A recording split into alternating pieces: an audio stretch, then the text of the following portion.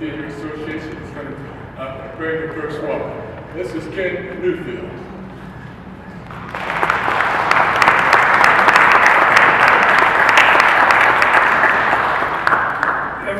Every time that I get introduced by Bing, I have to make sure that I move the microphone down. And when I get a picture taken with him, I usually walk around with a box that gives me about 6 inches so that it looks like, kind of similar. It's a pleasure to welcome you here this afternoon. Thank you so much for coming. I'm so pleased it wasn't yesterday. You know, man, that was a little bit frightening. But thank you to Bing, whose continuing support and spirit behind this project is just inspiring to all of us. We so enjoy working with Bing and all of his gallery associates to help make this exhibit happen every year. And we do it really because we're inspired by the love that Bing has for this project. And we really appreciate everything that Bing does to make this happen. Of course, it wouldn't be a project without the incredible artists that we celebrate and the work that we see them producing every year.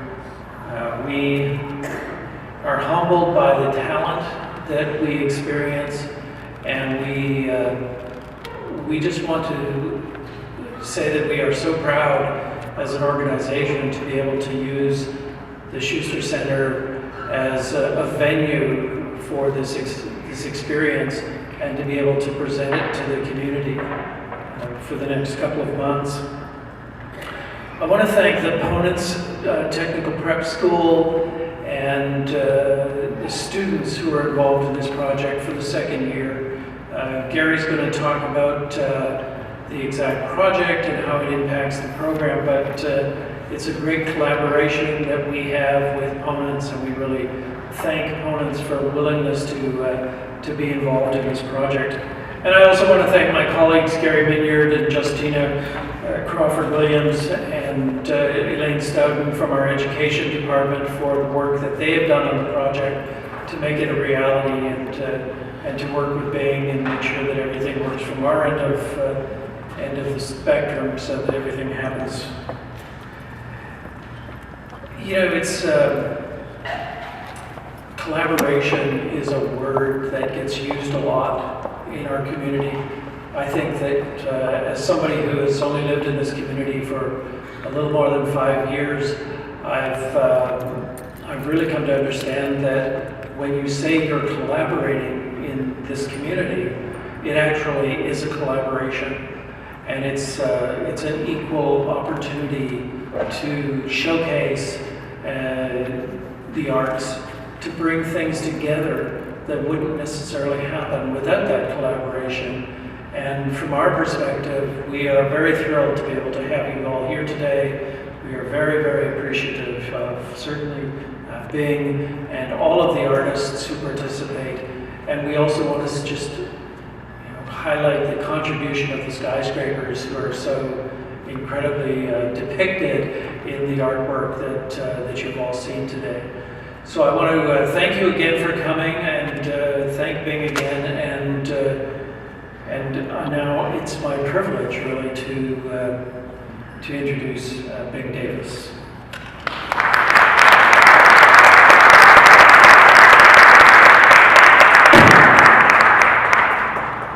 We're also very, very pleased. This project started in 2007, and I hope you'll learn a little bit more about it as we go, but it's a very, very special day today, too.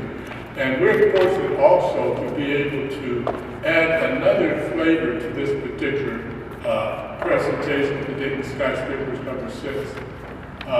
Particularly after last year, which was dealing with the vision of Dayton Funk, and we had this place so full of music.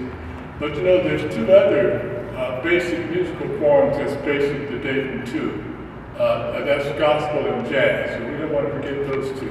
But we are honored today to add to our program for the very first time the angelic voice of one of our outstanding gospel singers and songwriters and recorders, Tanya Baker, who is going to be providing 3 selections for a study at this particular time. I'd like to give Tanya Baker her comments.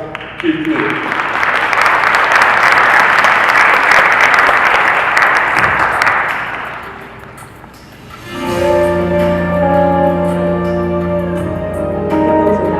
I'm honored to serve. So glad to be here. And what a great way to celebrate the gifts that are placed right here in this city. It's a pleasure for me. Thank you for the invitation. This song simply says, I see you falling down, so I reach out my hand to pick you up and help you stand. I know you're hungry now. I reach into my bag to feed your hungry soul and fill you up again.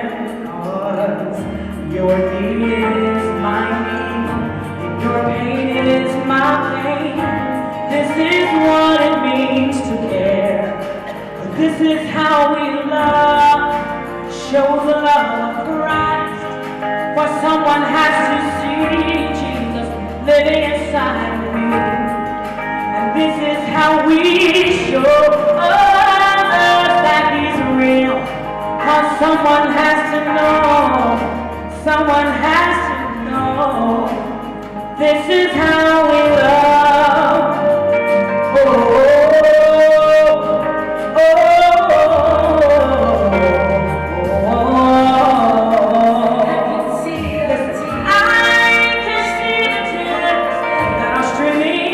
Down your face, and I can sense the pain that it may feel inside. I want to hold your hand. Will you let me pray for you? Oh no, you don't have to be afraid, because listen, when we love each other, your pain is my pain. This is what it means to care.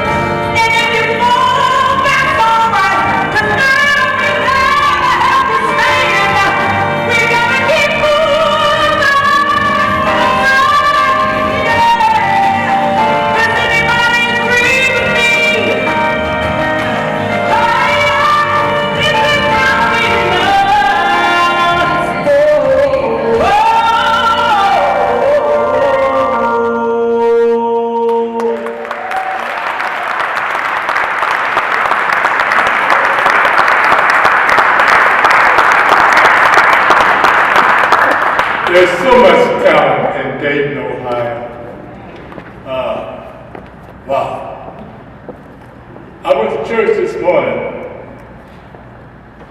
and I had to leave a little early, but this sort of fills in the gaps. The two gentlemen want to bring up, we're going to make an adjustment on the program. Dr. Boca Tway is the head of the psychology department in Black Studies at St. Clair Community College. And he's going to be delivering the libation.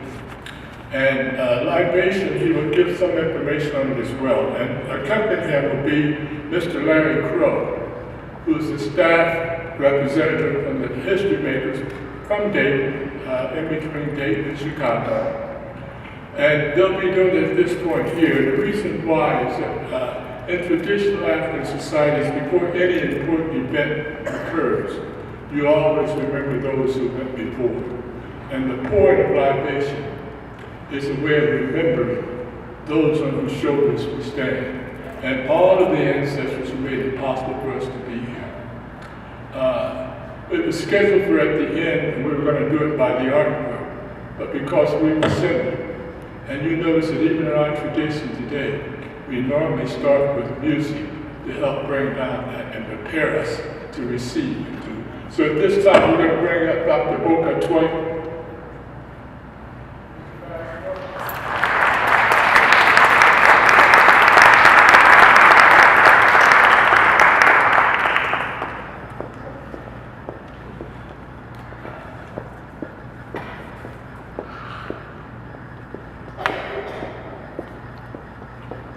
Libation is an African ritual that is used to honor the Creator, our ancestors, and our children. So we have come to pour libation to open this Dayton Skyscraper exhibit. And it's a celebration of African American achievements.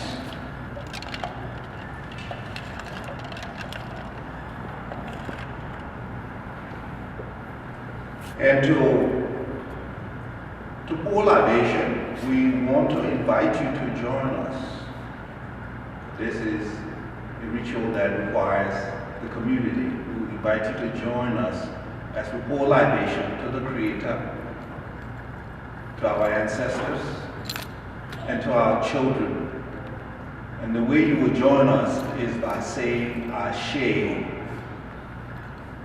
And Ashe, you say that 3 times when I pour the libation. And Ashe simply means you agree or you give power to what we're saying up here. So we begin by pouring libation to the Creator of the universe, from whose mind all creation flows, including the artists and the creations that are being celebrated here today.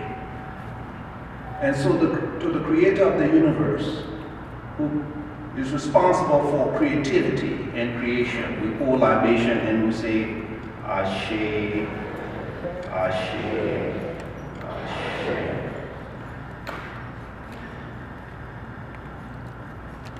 To our ancestors, whose creativity provided the foundation for human civilization and the arts and sciences that is a part of our life today.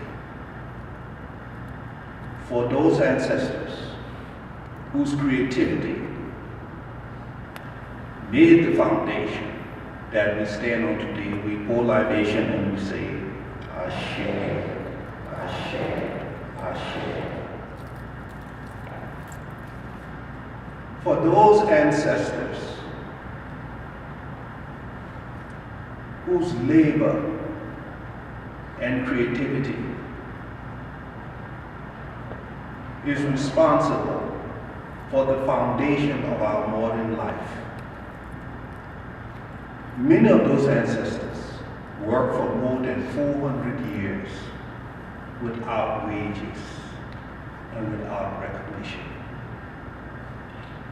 For those ancestors whose labor creativity form the foundation of our modern life. But sometimes we forget about their labor and their creativity.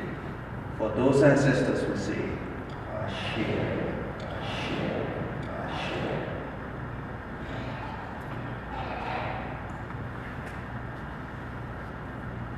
One of the purposes of libation is to remember those who came before us, and as we honor artists today, those people who, through their work, articulate and dramatize the aspirations, the struggles, and the cultural flavor of their people.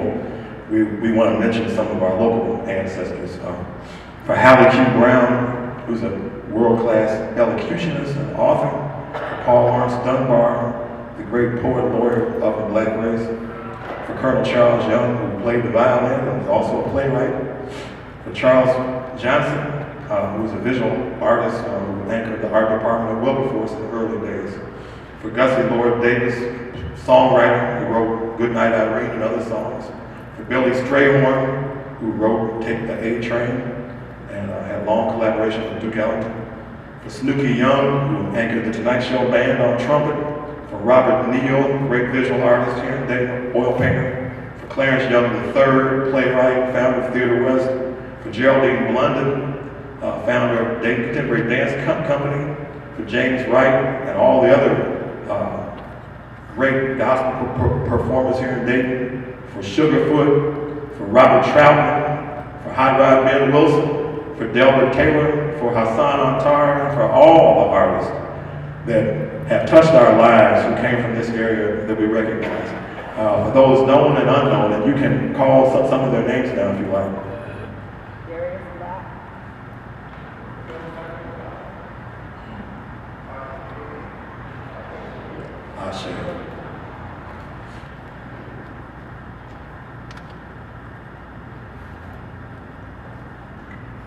For our children, their children, and their children. May they strive for greatness. May they strive to be skyscrapers. May they stand tall. And for our children, we say, Ashe, Ashe, Ashe. And may the spirit of Africa come and embrace this place and embrace this exhibit as we celebrate African American achievement in this place at this time. Ashe, Ashe, Ashe.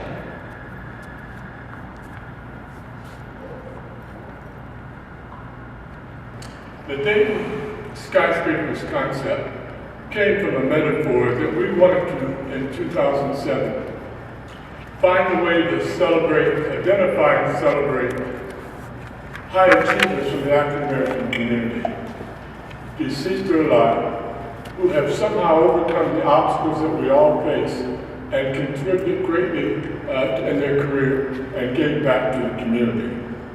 And that was one of the objectives. The second objective, we wanted to begin to celebrate some of the outstanding African-American visual artists in our midst.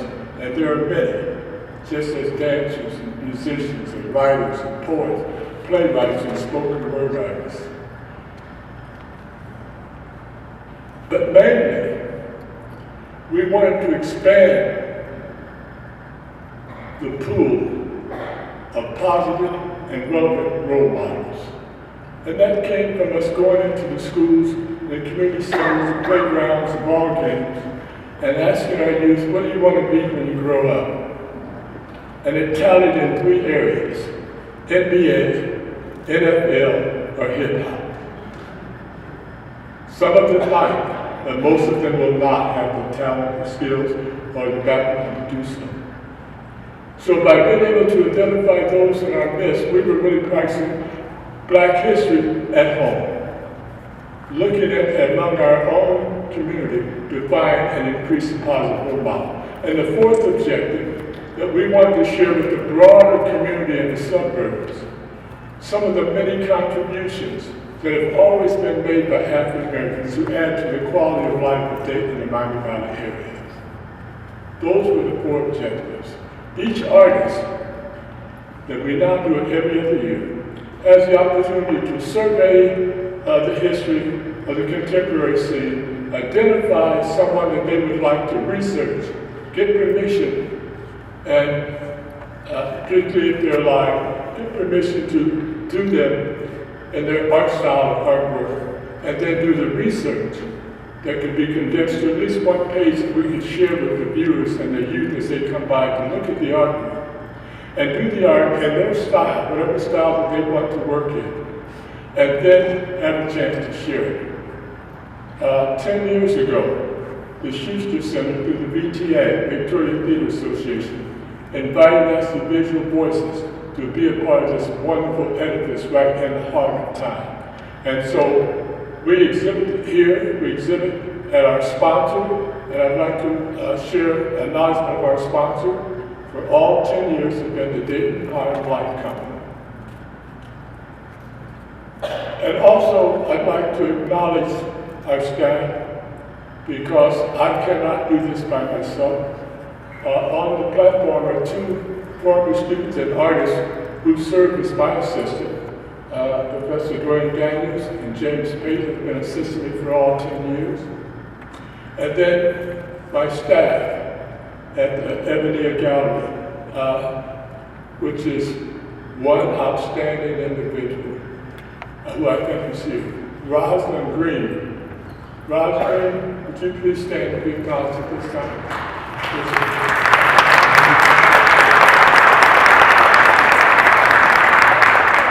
So Roz, myself, and my wife, Audrey, are the 3 operating out of the EbonNia Gallery to bring these kinds of events forward.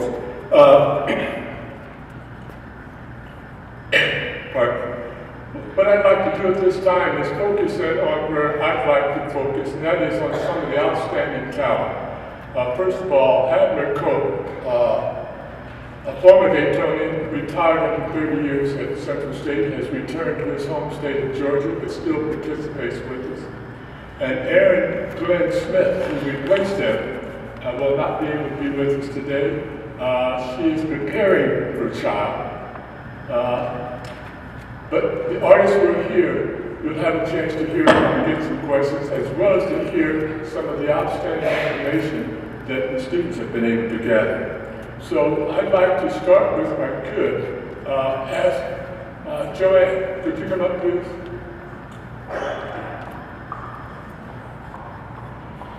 Joanne Viscup is a second-year teacher at Ponitz Technical High School and teaches radio and TV. Her radio class has been involved, so I would like to have her share just briefly the concept of what they've been able to contribute, and then have at least the students been able to make it with your guys and your council. Thanks so much, Ben. Yeah, it's our second year involved in the project. It's been a fantastic experience, really expanding the horizons of our students. And part of a career tech program like Ponitz is to partner with the community, to partner, have business partners, community partners, and provide real-world experience for our students, real deadlines, real projects that reach out beyond the classroom. So we're just thrilled to have this opportunity. Of course, in my little blurb in the program talks about skyscrapers. I'm a New Yorker, so I'm familiar with those. But one of the points, besides just how high they reach, I mentioned that when I was 11 and I was in my beloved Twin Towers in the 6th grade, I couldn't believe the view. I was able to see for miles and miles from that skyscraper. And my hope for my students and really all the other people in this community is that being exposed to the skyscrapers in their own backyards, the people that is the skyscrapers, will help them see possibilities for them beyond maybe the limited dreams they had before. So my students are outstanding. They're terrific editors, storytellers. They've got great technical skills. They're just respectful, always willing to go that extra mile. I'm so pleased, just professionally and personally blessed to be part of the Ponitz. And 2 of my students are here, Remy Greathouse, you can stand up, Remy, and Demetrius Oglesby. And so the concept is they would interview, research and interview the artists. We studied about interviewing, asking some open-ended questions, getting some good information from the artists, and learning about the skyscrapers as well. And I think we put some great pieces together that have some emotional impact too. So I just couldn't be prouder. Thank you. Thanks everyone. When you go to the exhibit or you buy the catalog, I would encourage you to support us by buying the historical catalog, which has all the information. And you use your smartphone, you will hear these students interviewing these artists about the creativity in their work. And that now becomes a permanent part of this history. At this time, Aaron and Victoria will be sharing some of the work of the artists and some of the results of the information. So Aaron, could we have the first phase of the artists? And they'll be going according to the program here.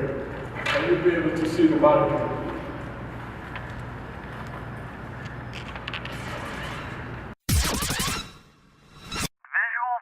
Visual Voices 2015. Dayton Skyscrapers.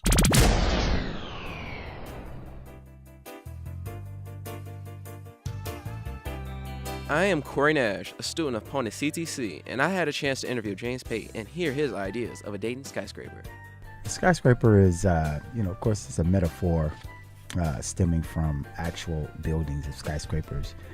So it sort of represents, anyone that looms large and, high achiever, one that, just set forth, in an endeavor and put everything they got into it, and they reap these benefits of different accolades and whatnot. So, just big contributors to society, to the environment, the community. I did Billy Strayhorn. He's a jazz musician, jazz composer, arranger, lyricist. Billy was born here in Dayton at the Miami Valley Hospital back in 1915. So this year actually is the centennial of his birth, and he was just colossal in the world of jazz music. I mean, colossal. Billy Strayhorn, he was Duke Ellington's sort of right-hand man. So he collaborated with Duke Ellington and wrote some of the most iconic pieces of jazz music, in the history of music. And his piece in particular, Take the A Train, had the most influence on the direction that I took with creating a piece on Billy Strayhorn. Take the A Train, the great composer and arranger Quincy Jones stated that the song Take the A Train was the song that sort of defined a population, defined a lifestyle. And so I wanted to do something that both sort of represented the way this music may have looked, sort of my vision of what Take the A Train would look like. And I also wanted to chronicle Billy Strayhorn's life. So I found images of him when he was a little baby, during his time here in Dayton, and then in his teenage years, and then in his years when he was in New York, and when he was, sort of doing most of his iconic work. So if anything, I was wanting to try to be as powerful as I could be to say that Billy Strayhorn deserves his just due. And I also wanted it to be known that he was from Dayton, which is not that widely known. Are the radio students from the media?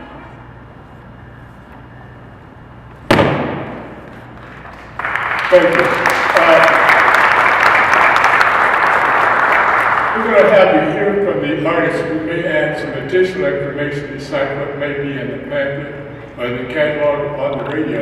Then after the end, we'll have some questions and answers you may want to ask the artist directly. So the first artist is James Pate. Anything you want to add to your comments?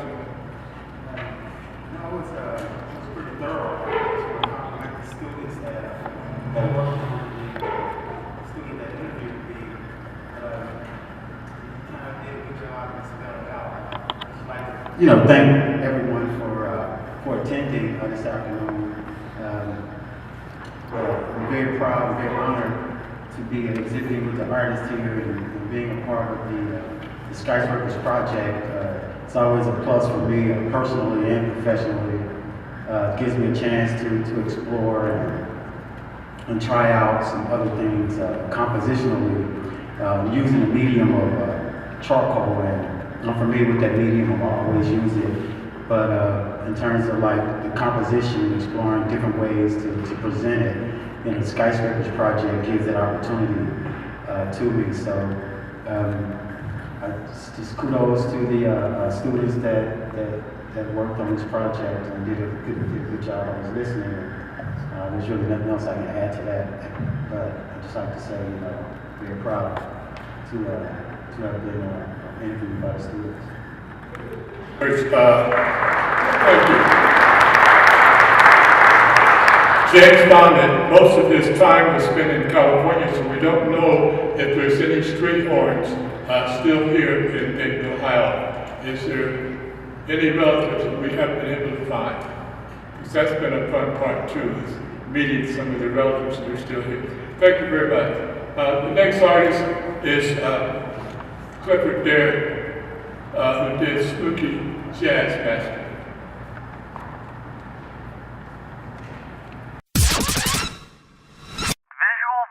Visual Voices 2015. Dayton Skyscrapers.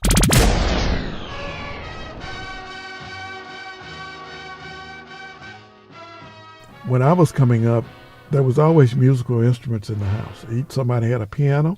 If you didn't have a musical instrument, you could play spoons. You could play.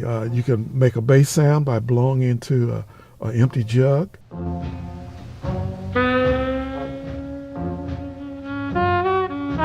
Since I am a musician and an artist, I wanted to do a person who was highly regarded as being a musician from Dayton, Ohio. I decided to do Snooky Young because he was made a National Endowment for the Art Award winner as a jazz master. Snooky Young was born on February 3, 1919 in Dayton, Ohio. He began playing trumpet at the age of 6 and was soon touring the South in a family band with his parents and 4 siblings. He joined the Jimmy Lunsford Band as lead and solo trumpeter in 1939.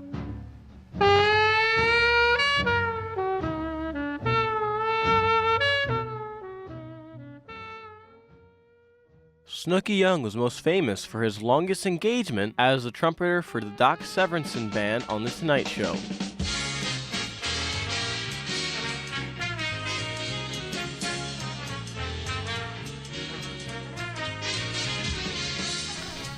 He came up through high school and elementary school in music classes. One of his greatest, inspiration was his music teacher. Clarence Francois was a music teacher at Dunbar High School, and I was impressed by that. So if you're interested in art or music, and you don't get a chance to do it in school or college, and you're interested in it, check around because there's always some art workshops and clinics going on in the Dayton area. This has been a production by the Radio.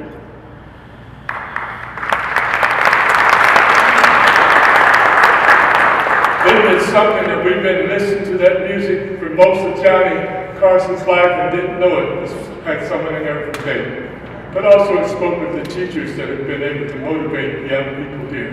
Not Mr. Francois, who's historic, no. But I understand we have some relatives of the young family in the audience here today. Would you please stand and be acknowledged? And would you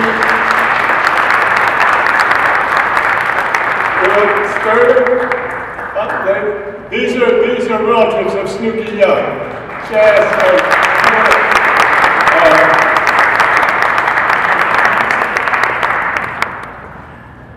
Good afternoon. My name is Elizabeth Rutledge, and I'm the goddaughter of Snooky and Dorothy Young. And my memories of Snooky were pretty much in the stories that I heard about the classic theater on 5th Street, the Owl Club, the Jimmy Lunsford Band, Count Basie Band. And was looking at the video there, and it's really brought back a lot of dear memories. On behalf of the young family, his daughters, Judy and Donna Jean, thank you very much. Most of our great history is still with us. We just need to look around and lift each other up. The next artist is Greg DeGroat.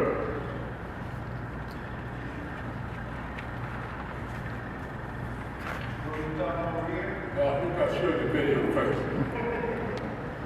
I'll show the video. Just a second. I'm going to show the video.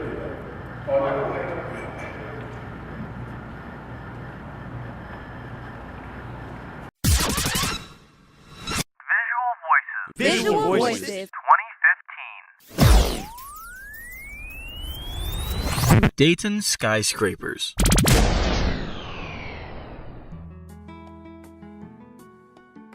The skyscraper is a metaphor for individuals who stand kind of head and shoulders above people who have done outstanding achievements in this area. A word from Gregory DeGroat telling us his definition of a skyscraper. I'm Demetrius, and I had the opportunity to sit down with Mr. DeGroat as he speaks on his skyscraper, Letitia Perry. She is a very down-to-earth, sweet person. Letitia Perry, born and raised in Dayton, Ohio, is a product of the public school system. After she graduated from Meadowdale High School, she went on to earn a bachelor's degree in broadcast cinematic arts at Central Michigan University. During her final year of study, she joined the staff of the CMU Public Broadcasting Center, where she was a radio host for NPR's Morning Edition and All Things Considered. In 1992, Letitia moved to Columbus, Ohio, and became a news producer at WCBE-FM. She returned home in 1996, accepting the position of news director at WROU-FM and WRNB-FM. 4 years later, she was appointed director of community and public affairs. I painted Letitia Perry, who was an anchor for Channel 7, because I had the good pleasure of working with her for a few years, because I used to work at Dayton Daily News in the newsroom, and they combined everything.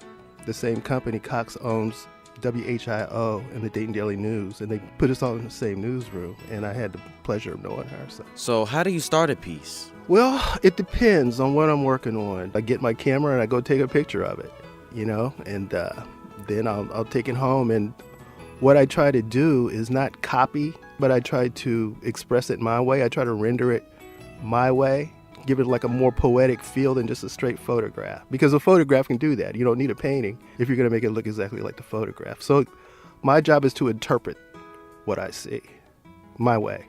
What made you decide to pursue being an artist? Well, it's kind of a funny story. My father was an artist, and he had me drawn at an early age, and I grew up, thinking I had inherited this art ability from him. Then when I was in my late 20s, I found out that he had actually adopted me.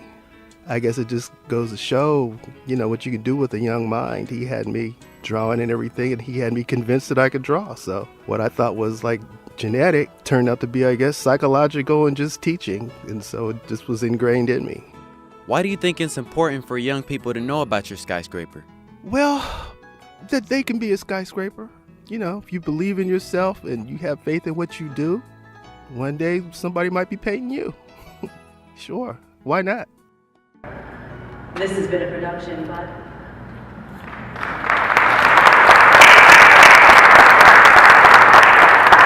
Any comments about your art that you want to add to that, to this project? Any comments you want to add? Sure. From here? I'm not sure that, the mic is on. I just wanted to thank everybody for coming out. I see some of my friends and family out there. I want to thank Ben for giving me the opportunity to show these great artists and these great talents over here. One thing I mentioned, I worked with Letitia at the newspaper. She worked on the TV side and I worked on the news side, which automatically made her a big shot and me a little monkey buck over there. But she was always down to earth, very nice, and I knew that for this skyscraper, I wanted to honor a woman, and I was like, I need somebody smooth like Letitia Perry. I said, I need somebody smart like Letitia Perry. I need somebody that's intelligent and accomplished and beautiful like Letitia Perry. Now, who can I get? And I said, oh, I got it, Natasha Williams. She was a very short list. It was great working with Letitia. She provided me with all the information that I needed. It was great, and I'm honored to have been able to render her in this portrait. And again, I would just like to thank everyone for coming out, and well, that's it. At this time, we'd like to go to Letitia Perry.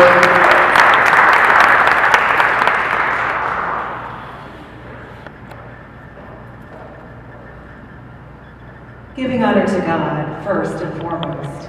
I'm honored to be here. Thank you very, very much for selecting me for the exhibit for all of these years, first of all, to Mr. Davis. And then to Greg, crazy, funny, talented brother. Thank you very much for selecting me. On Friday, 11 years to the day, I lost my mom. She went to be with God.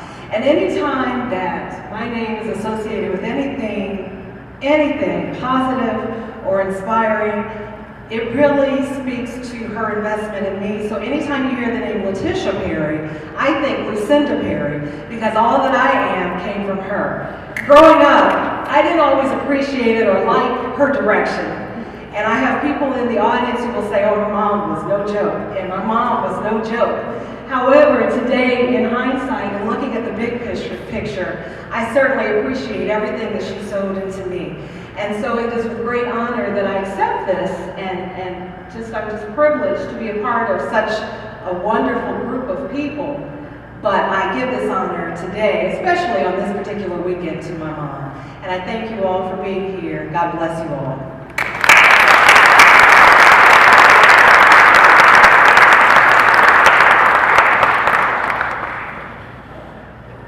Next artist is Yvette Louise Walker-Dalton. Look at her video and then she'll speak.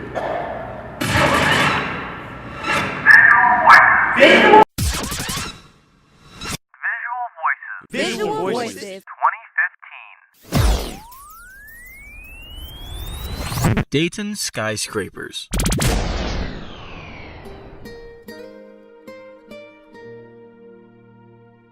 A skyscraper is an African American who has been very beneficial to the Dayton area.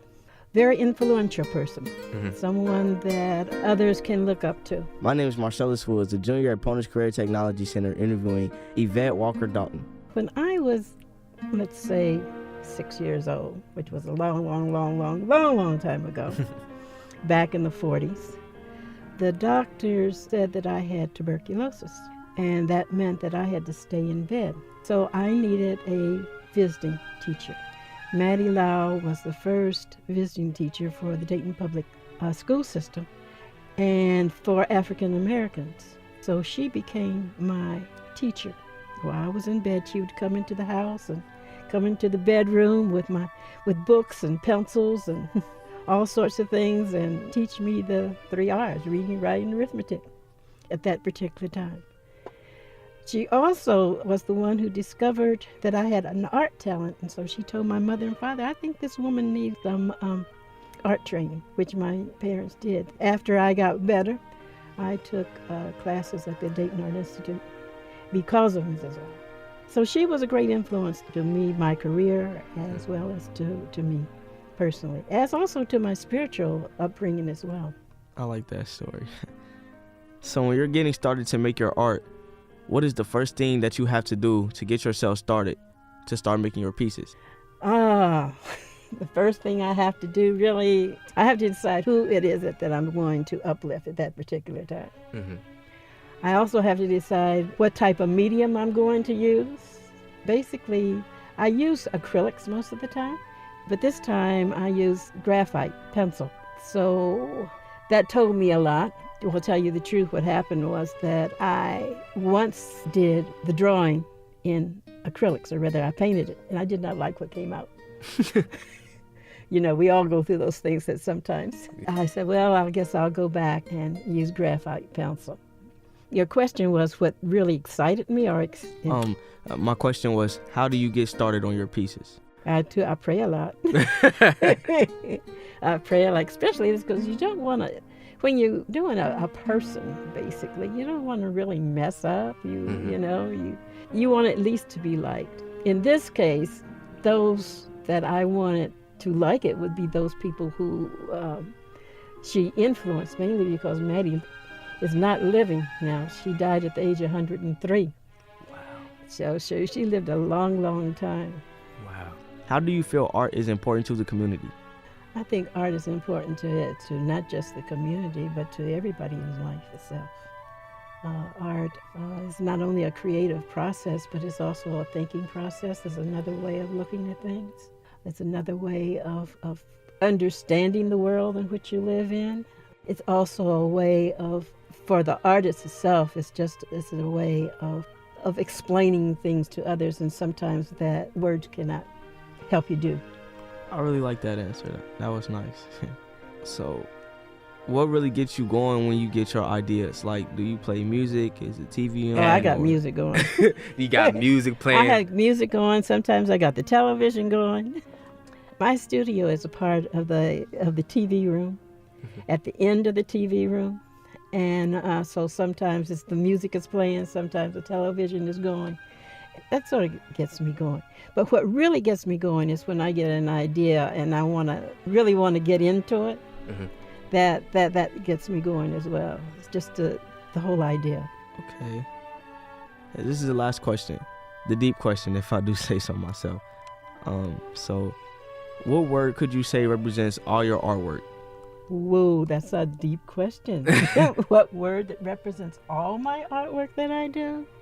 Like when people look at your artwork and you left a long legacy, what can you say you want people to say about your artwork? Truthful. Truthful? Yeah, she was being true to herself. She was being true to her art. And she was being true to whoever looks at it. That was beautiful. You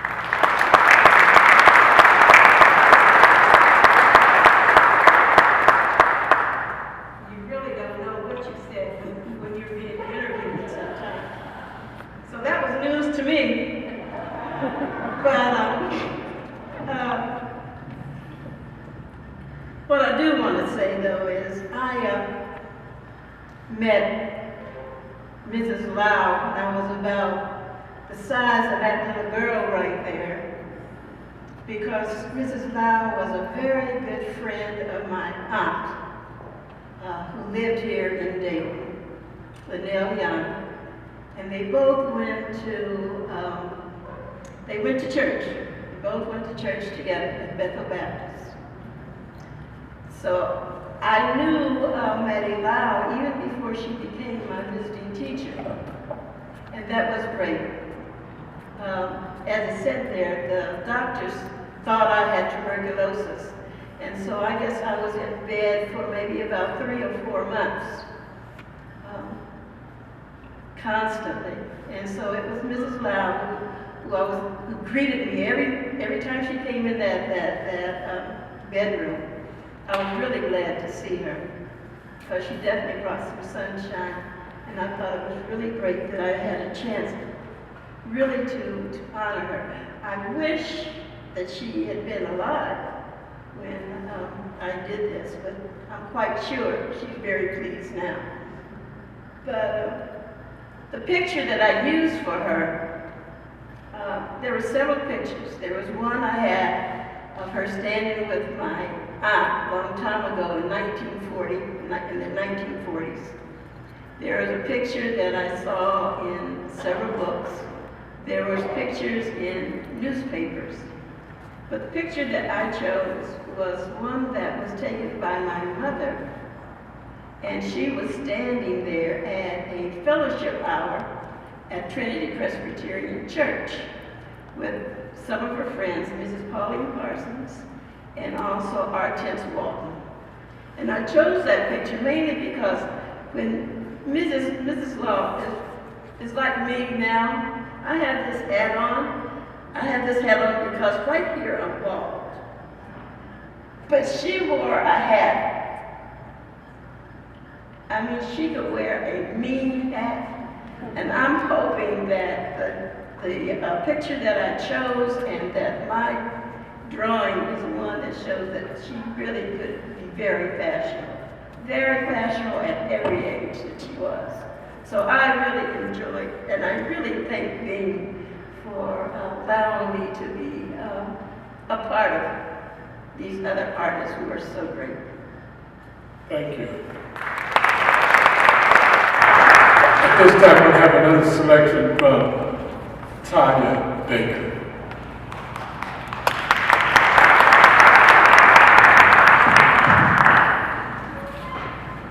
I wish I could draw something, just anything, other than just a few little things. I can connect some dots, some circles, and things like that. But this is so inspirational for me to witness history and to see the rich legacy that we have right here in our great city. Many things can be said about Dayton. Many things can be said about each of us individually.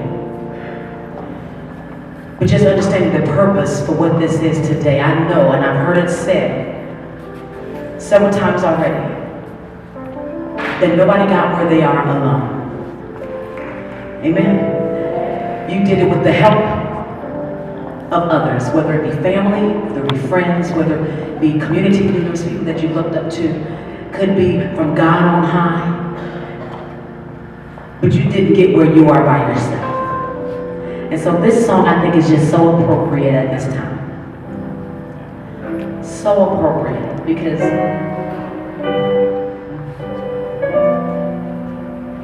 all of us can have this testimony. I never would have made it. Never could have made it without you. I would have lost it all.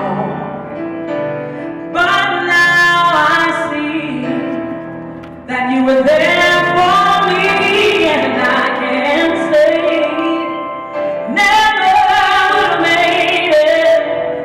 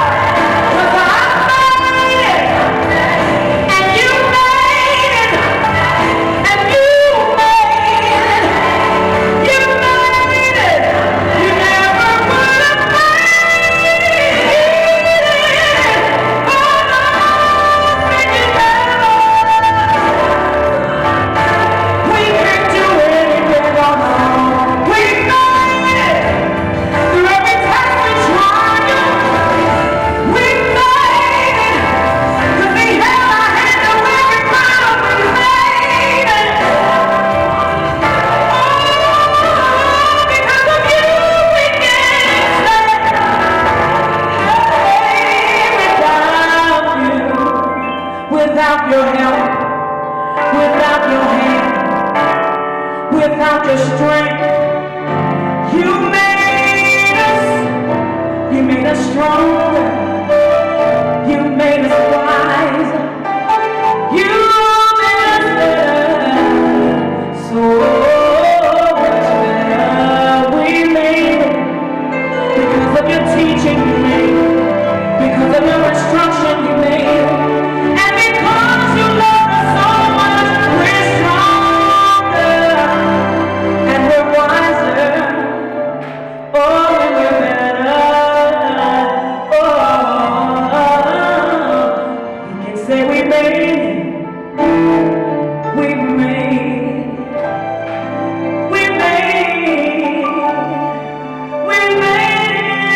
And we can say we never would have made it. No, never could have made it without you.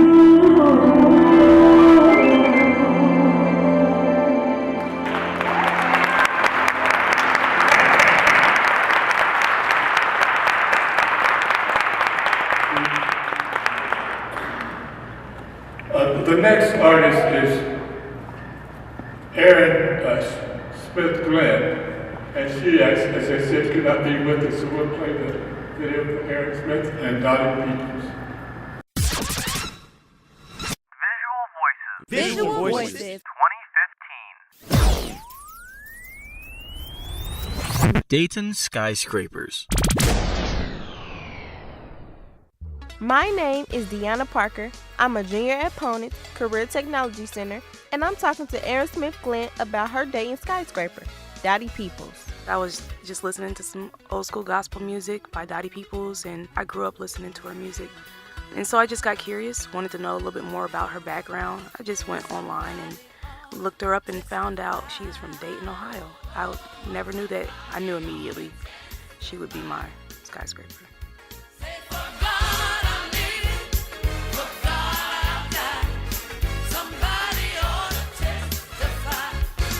What is your definition of a skyscraper? Someone that unknowingly, I think, sets a standard, a mode for everyone else around them. Dorothy Peoples was born on August 12, 1950 in Dayton, Ohio. She started with jazz, but then she was drawn into singing gospel music. Dottie's been nominated for numerous Stellar Awards and a nomination for Soul Train Lady of the Soul Award. In 2010, she won a Stellar for Traditional Female Vocalist of the Year. I asked Erin why it was important for people to know about Dottie.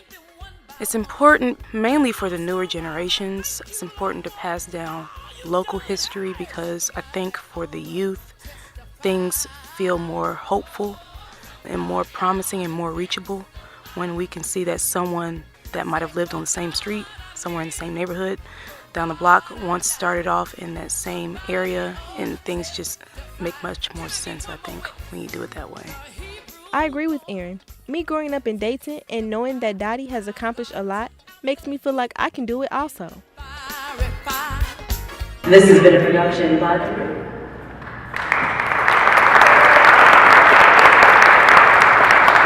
We don't know, Erin lives in Fairborn, works at Central State. If any of the relatives of Dottie Peoples, since she's so much younger than the other Snooky Young and the others, is there anyone from Dottie's family here today?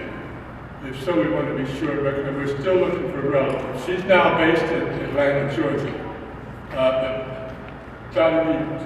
The next artist is Admiral Cope, who's relocated to Georgia, his home state. But his skyscraper, he reached back into Dayton to find the skyscraper. So I'm hoping Sharon Howard is here. We're going to hear about Admiral Cope and his approach to Sharon Howard, and then invite Sharon up if she's still here. Oh, good. I usually hear her before I see her, so I couldn't find her. Okay. Sharon Howard to Admiral Cope.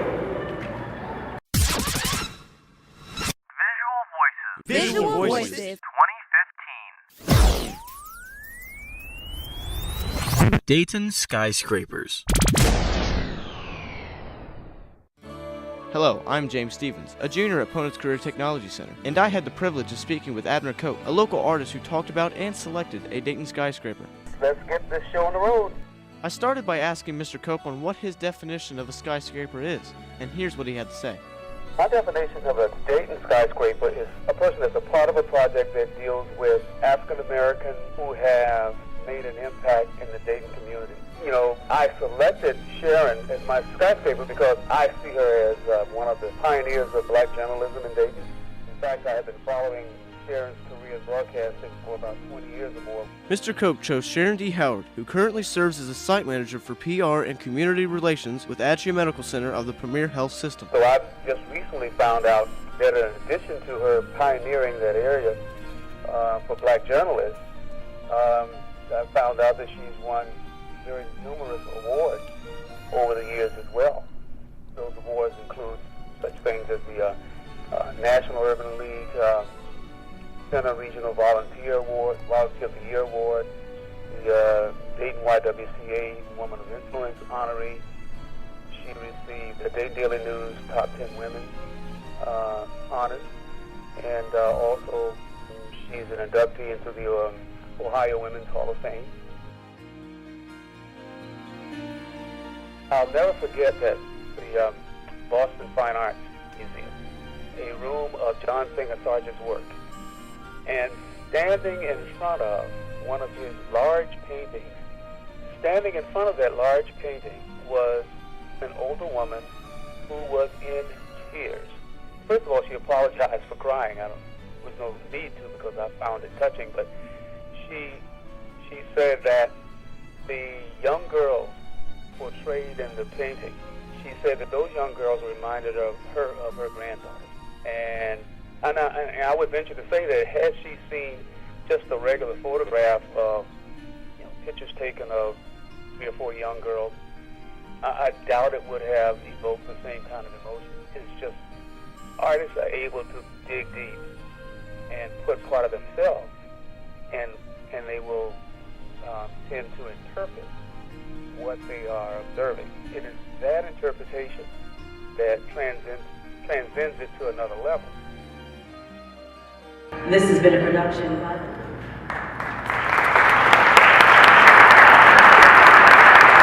Yes, come upstairs.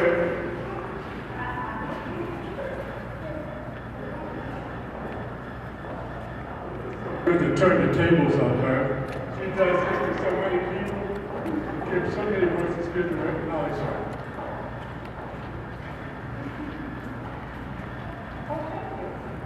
Good afternoon.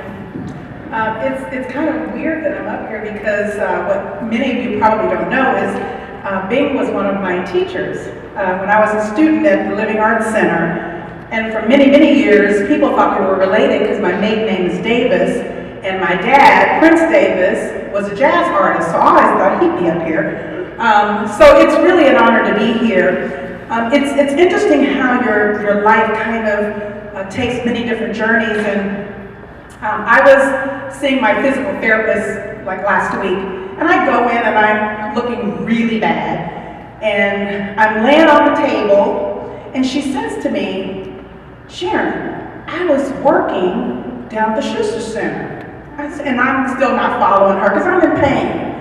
And she says, "I was standing across from this picture," and I said, "Sharon has somebody who looks just like her in Dayton." And so she said, I walked across the aisle, and I said, "Oh, that is Sharon." And then she said, "I went on to read your bio, and I had no idea who you were." Now, remind you, I'm in pain. And so after she carried on and all these people were coming over talking to me, what I said to her is what I believe all of these artists believe. And I said, "You know what, I really haven't done that much, but I always tell people, find something that brings you joy and makes your heart sing. And if you do that, you'll be just fine." So thank you very much. Thank you, Thank you. Next artist is Francis Turner.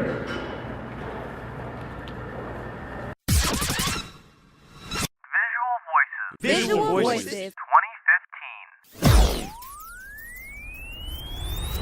Dayton Skyscrapers.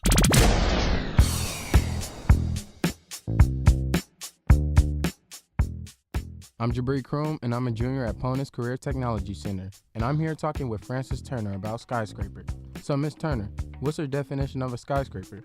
A skyscraper is leaps and bounds above in the terms of not just buildings but people. And people themselves can reach even higher than a structural skyscraper. Ronita Hawes-Saunders is who I chose. And I chose her because of the strength of character that she has. And I always seek out strong women who have made tremendous accomplishments in their life and look to the future always for anything that they want to do. What makes that person a skyscraper? She's a skyscraper because, as I name my piece, one step at a time. She's taken one step at a time with every endeavor that she has chosen to work with, whether it be education, being an entrepreneur, wife, mother, leaps and bounds as far as DCDC also is concerned. And so those are, to me, very powerful things. What's important for young people to know about your skyscraper? Any dream that you conceive is possible. You have to have dreams in order to have accomplishments. You can't decide on doing any one thing unless you are looking ahead to what the completion will be and how you will react to whatever you do. Why is art important to our community? Art's very valuable because it gives us a history of what we are and what we can be. And those things are only done when you look within yourself, because it is your character and your strength of character that makes a difference about all that you do. And if you don't see life in more than just one dimension, you limit yourself about what you can do and what you're capable of. This has been a production. Expressing yourself about whoever you chose to be your skyscraper. And an extra note with Ms. Saunders, once we actually met, because we'd only talked on the telephone, but once we met, it was as if we had known each other for a long time, a very welcome pleasure to meet her as well as to do the piece, because it always tells me something about myself as well as the person that I choose, because the piece becomes real, and that makes the person real and easier to work with and very enjoyable.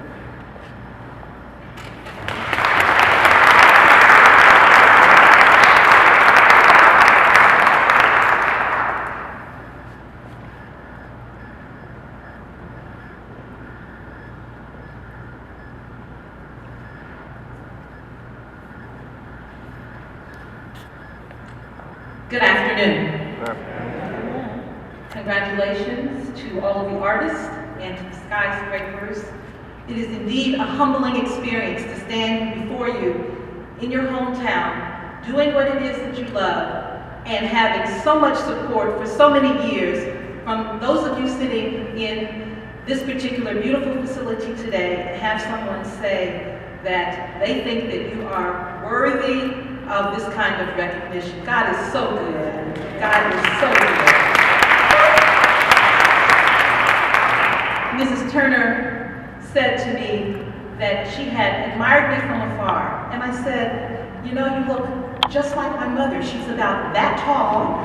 And the things that you were saying to me are things that I have heard throughout my lifetime. So I want to say thank you for, again, choosing me, humbling me, and thank you for thinking enough of what I do, because I love doing it, to want to say that it is worthy of your time and your beautiful God-given talent. I am so grateful. Thank you, and God bless you.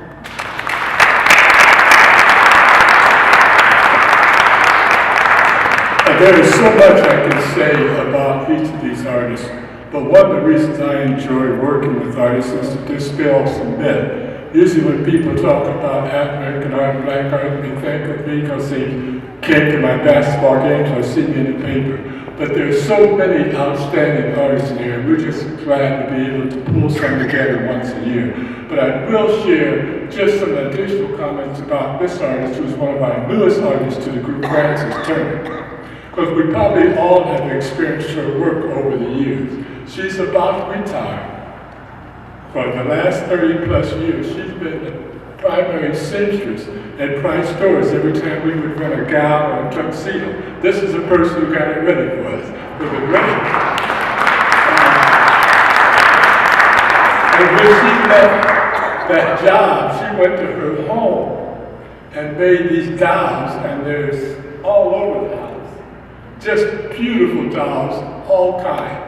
And little did we know that this artist would leave her job and turn that skill into the creative form that is now recognized all over the country. Thank you, Frances, and thank you for being one of us. The next was a piece that I did of photography of Harold Lindsay Martin. Visual Voices 2015. Dayton Skyscrapers. Hi, I'm Christopher Patrick Quinn, and I'm interviewing Bing Davis. So, Bing, please, tell me, what is a skyscraper? Why is it so important? Instead of tall buildings, we were going to be researching and making artwork about African Americans, deceased or alive, who stand tall in our minds and hearts for what they've achieved in their field and what they've done to contribute to the quality of life here in Dayton, Ohio. Identify and celebrate some of these outstanding African Americans in our Dayton, Miami Valley area who have excelled. Dayton has a large African American visual arts community that people are not aware of. We wanted to expand the pool of positive role models for our young people. We found that they were either off the cuff want to say, I want to be NBA, NFL, or I want a music contract. It might expand the pool that they may say, hey, I can be a coach, I can be a doctor. So I understand your piece is about Harold F. D. Martin. Can you please tell me more? Martin had been an outstanding track and field man in his hometown of Pittsburgh, Pennsylvania. And I knew he had come to Central State University to continue his running and his working on the track team. So I wanted to know about him because what I knew and what I'd heard on the grapevine and what I heard in the barbershops is that he had done something very, very special and unusual that in my eyesight makes him a skyscraper, and I titled it Beyond the Finish Line. So long after his races were over and he had all these trophies, he did something very, very special that puts him in the category, in our eyesight, as a skyscraper. Harold F. D. Martin started a Northwest Trap Club that produced 68 national youth champions, 6 Olympians, and numerous NCAA champions, and 300 of the club's athletes have received track scholarships. Martin later would be invited to coach women hurdlers in Scotland, Bulgaria, Singapore, Poland, Hungary, and Havana, Cuba. He also had a daughter named Lavana Martin Florell. She participated in the 1988 Olympics and the 1992 Olympics, and also a silver medalist. She also participated in the 1996 Olympics. Tanya Buford Bailey, former Meadowdale High School student, was on the U.S. Olympic team in 1992, 1996, and 2000, and also a bronze medalist. She is now the head track coach at the University of Illinois. You find a way to get 300 young people scholarships to college. Wouldn't it be something to go and look through their roof and see how their lives have been touched and changed? I agree with you, Bing. That would be nice. This has been a production by the radio.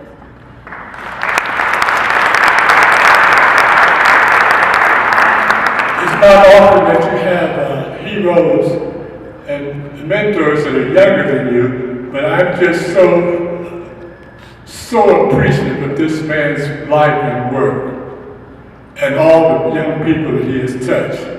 And one of the most unassuming individuals I've ever met. Quiet, you almost have to pull these great achievements from him. He just does it as a matter of course. but an outstanding man. And like I said, I hope all of us former athletes can go beyond our sport and give back to Jesus. Lefty Martin.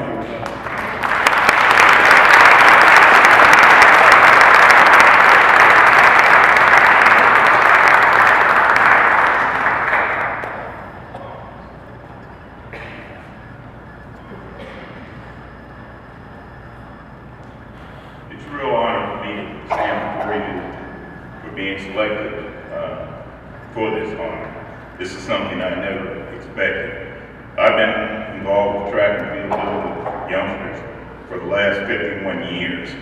As a matter of fact, one of my first athletes was up here earlier, Sharon Howard. She ran with me when she was a little child, about 9 or 10 years old.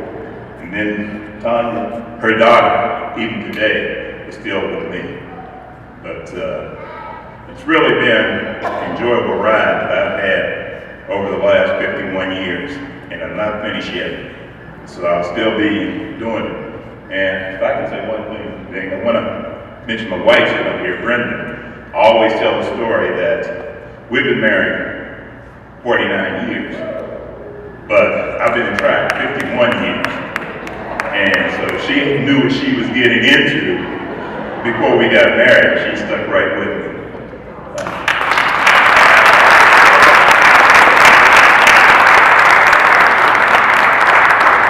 Thank you, Dusty. And most of us know Brenda was a good athlete before she met you. Of course, she got better. I thank you. We want to close. It has taken a little bit extra minute because it's been a different program, but it's been well worth it. I'm still learning up here. And what these artists have researched has been teaching me as well. I just enjoyed this project so much. Our last artist is Dwayne Daniels and a Dayton and a Daytonian that some of you know because you went to school with him, but others in the city don't realize what a giant of a man he is. And I must compliment this artist. When he made that decision, he did something we've never had done in this project. Wanted to do a personal interview of the artist and take his own photographs. He and his wife took off one weekend and drove to North Carolina to interview the artist with his own money. And stayed down there and did the research. And I could not have asked him to do that. But I really appreciate your commitment to this project. Dwayne Daniels, Tyrell Jeter. Visual Voices 2015. Dayton Skyscrapers. My artistic influences are, well, life. I'm Remy Greathouse, and I got the chance to sit down with Mr. Dwayne Daniel and talk about his skyscraper, Tyrone Jeter. Tyrone Jeter, a visual artist that graduated from Roosevelt High School in 1963. Why did you choose Tyrone Jeter? His contributions, his impact on his audiences, and also his purpose. Mr. Tyrone Jeter is an African American and graduate from Dayton's Roosevelt High School. He went on to get his bachelor and master's in art, becoming director of the Ponder Gallery. His work has been shown in museums internationally and being recognized by the National Society of Illustrators. What is important for young people to know about your skyscraper? That he wants to make a positive impact on the community. And he's really interested in highlighting the positive of Africans and African Americans.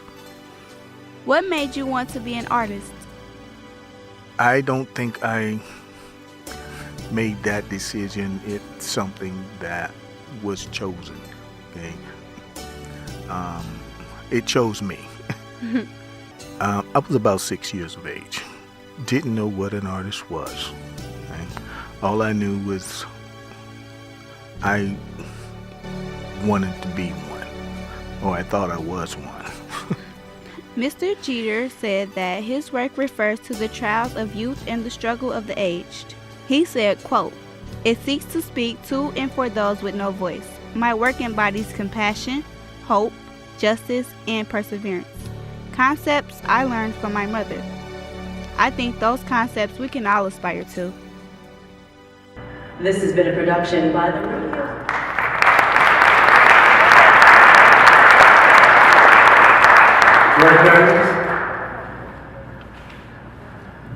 Thank you. I'd like to thank everybody for coming out. And I would really like to thank the student, the young lady that interviewed me. You can tell she was clearly the professional in the room. But it was a pleasure. The whole project was a pleasure, and it always is. As you can see, as I tried to display my work, when it came to Tyrone Jeter, well, I decided to do a digital drawing of him in a software called Adobe Illustrator, primarily because I wanted to show some of his work as well. I thought that would be a bit more impactful because as you look at the piece, you can tell that he's a phenomenal draftsperson and with tremendous insight and purpose. And the whole idea was to make sure that that was highlighted. Thank you.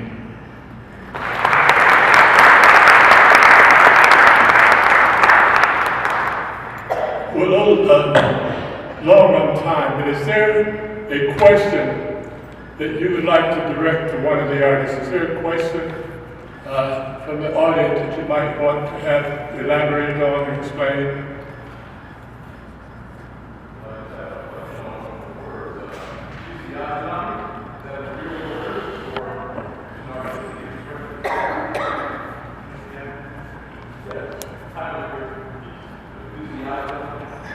Physiognomy. It is a real word. The meaning of it is, am I having a test here? But actually, just the ability to look at an individual, okay, and actually understand them from their expressions, from their physical expression, their facial expressions, and also their physical expressions. Okay, body language, just the ability to look into your eyes and read you like a book.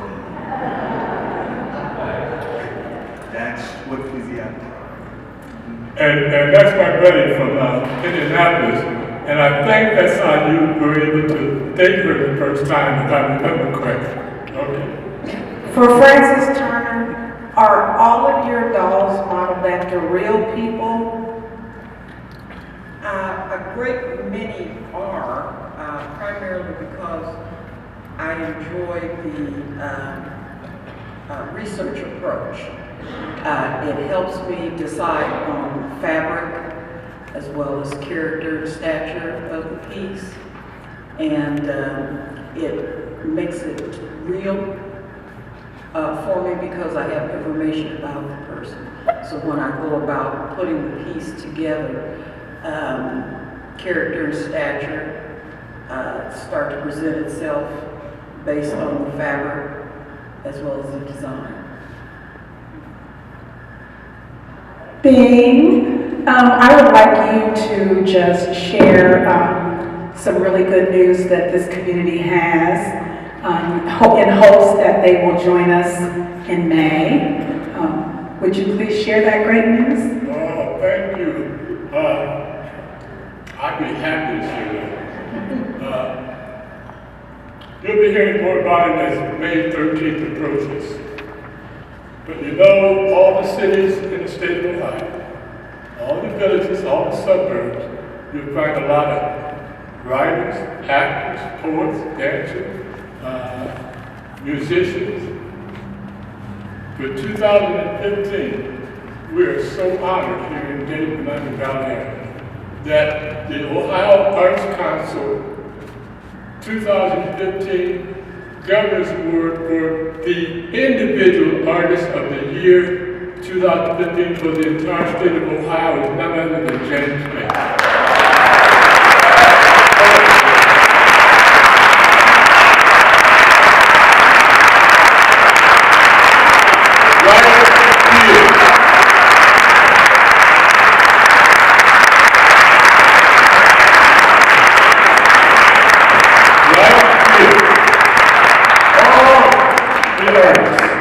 Any art form, at least this year, the number one in the state of Ohio for 2015, and that will be presented at the Honor Day in Columbus on May the 13th.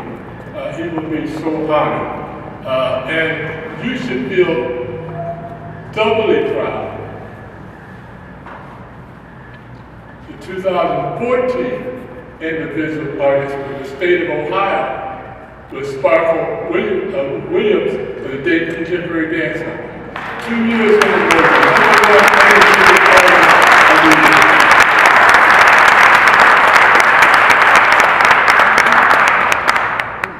I would like to give a special thanks to a new Daytonian who is assisting Gary Minyard. Her name is Justine Crawford Williams. Williams Crawford. Would you come up for a second? She has really given a great assistance. She's holding the mic now, but she's behind the same person. But this young lady has really taken it, but I think Nikki would agree with me. She's been a great contact to make this happen, because this was the hardest one we've had. And it's been difficult.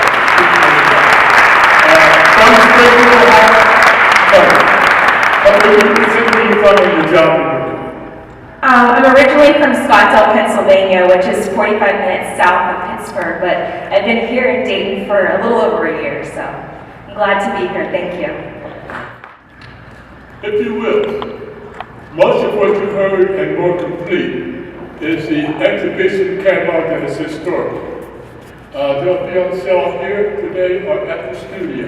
So try to get one and send one to your friends. So just $15. But it has all that information and all the networking and collaboration. We're just so pleased. I hope, Tanya, were you able to bring any CDs today? Next time you see her, purchase her most recent CD. If not, I'll send you what I know. Okay. Okay. No, I send my extras to friends all over. At this time, I'd like to bring up the gentleman who's been instrumental in keeping and growing this collaboration with the Victoria Theater Association. The new director, a couple of years he's been in town, new director of the Education and Outreach Program of the Victoria Theater Association, Gary Minyard, to close this out. After Gary, you will hear the final song. At that time, you can go, if you have your smartphone, go back and look at the real work now that you've had new information, and actually can hear it maybe clear. But thank you so much for making this our biggest best with these new changes, and thanks Gary for as many suggestions.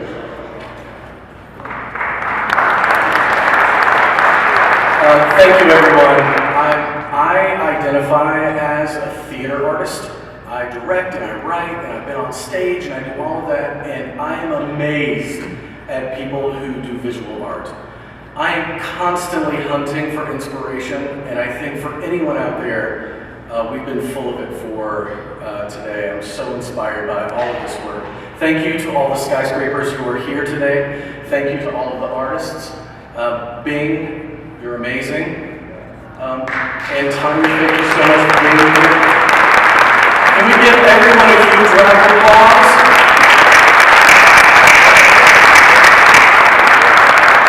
I'm so thankful that I do not have to follow Tanya singing. So again, thank you for being here. Please see the artwork before you leave. If you have one of those real fancy devices, please check out the work that the students at Ponitz did. Thank you, Joanne, and thank you to all the students. I know some of them weren't able to come today, but from all of us to all of you, thank you, and oh, you're going to take a picture. For Oh, then I need to get out of the way. But we will have the artists stand here after we close, because some of the individuals want to take a photo. Okay. Tanya Baker. Artists and the skyscrapers. Listen, I figured we can close it out with something celebratory. Is that all right? Oh, come on. It's all right. You can clap your hands. You can stand up. You can dance if you want to. I won't get mad. All right? But this song simply tells us that the best is yet to come. We have so much to look forward to. So much greatness is already in this room. And so much wonderful stuff has happened already. But this is not the end. The best is yet to come. It says, hold on, my brother, don't give up. Hold on, my sister, just look up. There is a master plan in store for you. If you just make it through, God's gonna really blow your mind. He's gonna make it worth your time for all of the struggle you've been through. The blessings double just for you. The best, hey,